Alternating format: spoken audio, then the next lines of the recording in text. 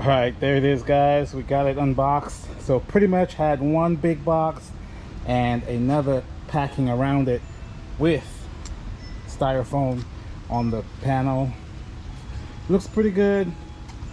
First thing I noticed is two big hooks right here.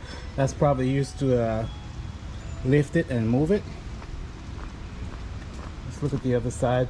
Oh, it has the same, so you could use this with straps to pick it up.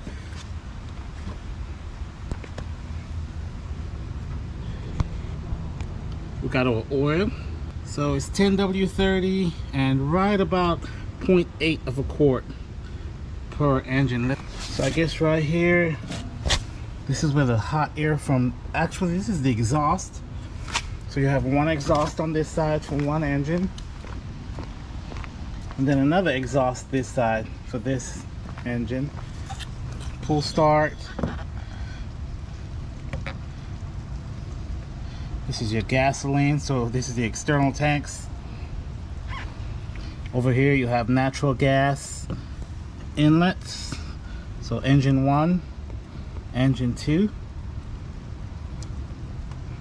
So you can run off natural gas or propane.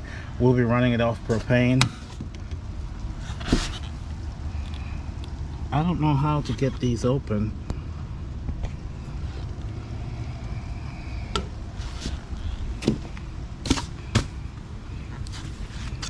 On the front side, more of these locks. See, these open up real easy. Oh, it's just, I need to press it. Okay, I figured it out now. So we push this. Got a battery right here on the front side. Over here we have our fuel selectors for both generators. So engine 1, engine 2.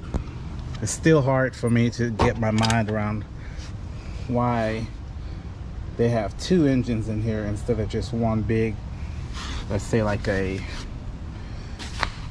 17,000 engine.